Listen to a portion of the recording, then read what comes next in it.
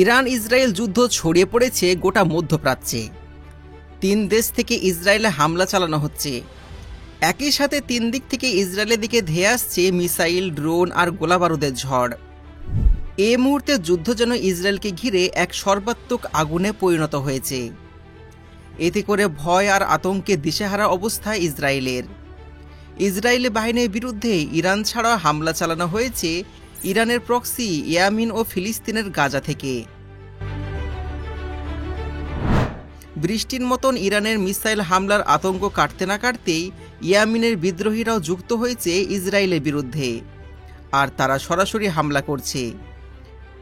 সেই সঙ্গে গাজা উপত্যকা চুপ করে বসে নেই, সেখান থেকেও একাধিক রকেট নিক্ষেপ করা হচ্ছে।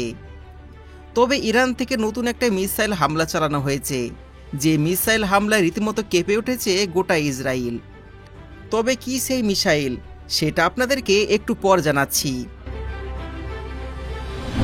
ইসরায়েলের প্রতিরক্ষা বাহিনী জানায়, ইয়েমেন থেকে ছোড়া একটি ব্যালিস্টিক মিসাইল তাদের আকাশ সীমায় ঢুকতেই জেরুজালেম ও পশ্চিম তীর জুড়ে বেজে ওঠে সাইরেন। মুহূর্তেই আতঙ্ক ছড়িয়ে পড়ে দেশ জুড়ে।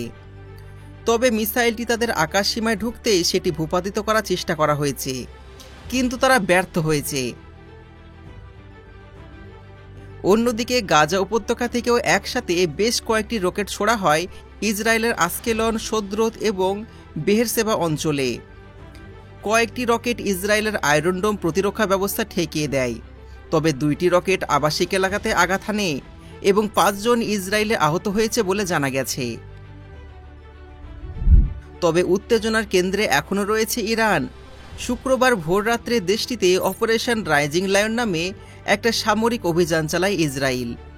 এ হামলায় লক্ষ্যবস্তু ছিল তেহরানের সামরিক ঘাঁটি, পরমাণু স্থাপনা এবং ক্ষেপণাস্ত্র কারখানা। সামরিক বিশ্লেষকরা বলছেন, ইসরায়েলের 3 দিক থেকে একযোগে হামলা মধ্যপ্রাচ্যের সংঘাতকে এক ভয়ঙ্কর রূপ দিতে চলেছে। বিশেষত ইয়েমেন ও গাজার সক্রিয় অংশগ্রহণে যুদ্ধের জাল ছড়িয়ে পড়তে পারে আরব বিশ্বের অধিকাংশ অঞ্চলে। কিন্তু এত হামলার পরেও গোটা আরব সমাজ ইরানকে সাহায্য করছে না। তবে আপনি যদি ইরানকে দুর্বল মনে করেন, তাহলে আপনি সম্পূর্ণ ভুল ভাবছেন। কারণ ইরান এমন কিছু ভয়ঙ্কর প্রযুক্তি মিসাইল তৈরি করে ফেলেছে, যেটার জন্য মোটেও প্রস্তুত নয় পুরো বিশ্ব।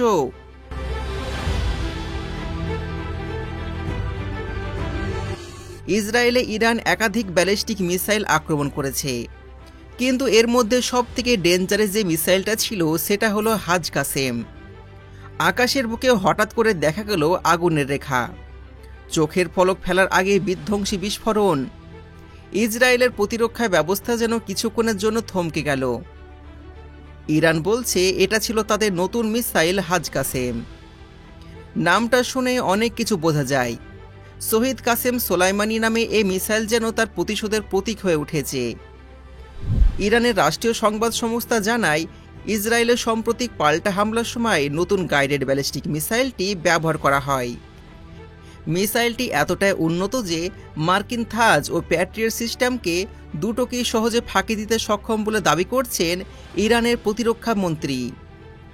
মে মাসের শুরুর দিকে এই মিসাইলটি উন্মোচন করেছেন ইরান এবং গোটা পৃথিবীর সামনে নিয়ে এসেছেন। এই হাজ কাসেম মিসাইলের টেকনোলজি বৈশিষ্ট্য যথেষ্ট আধুনিক।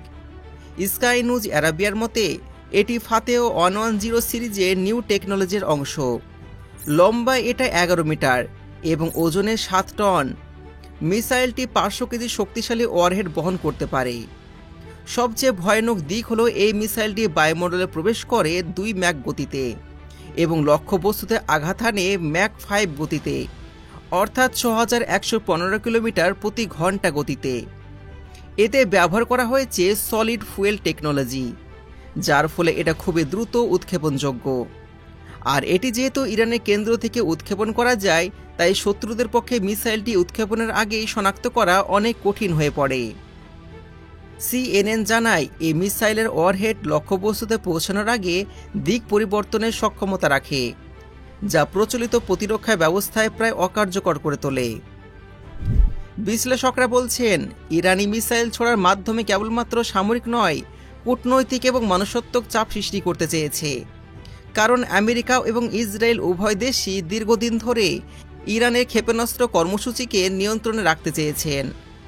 অথচ ইরান এবার শুধুমাত্র পাল্টা আঘাত করেনি, তাদের সামরিক সক্ষমতা নতুন মাত্রা তুলে ধরেছে।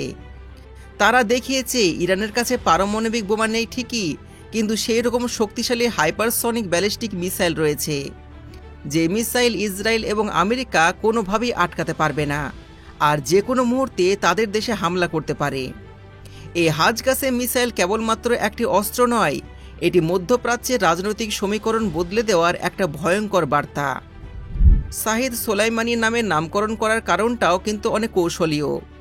এতে ইসরায়েল ও আমেরিকার বিরুদ্ধে জনমত আরও জোরালো করার উদ্দেশ্য স্পষ্ট। যুদ্ধের এই পর্যায়ে এসে প্রশ্ন উঠেছে, ইসরায়েলের প্রতিরক্ষা ব্যবস্থা কি আদৌ প্রস্তুত এরকম হাইপারসনিক মিসাইল প্রত্যাহত করতে, নাকি হাজ কাসেমের এই আগমন নতুন এক অধ্যায়ের সূচনা করল, যেখানে আক্রমণ নয় প্রতিরোধ হয়ে উঠবে ভবিষ্যতের চ্যালেঞ্জ? তবে এই বিষয়ে আপনার মতামত কি? এই যুদ্ধে কে বিজয় হবে, ইরান নাকি ইসরায়েল, এবং আপনি কার পক্ষে সেটাও কমেন্টে জানাবেন।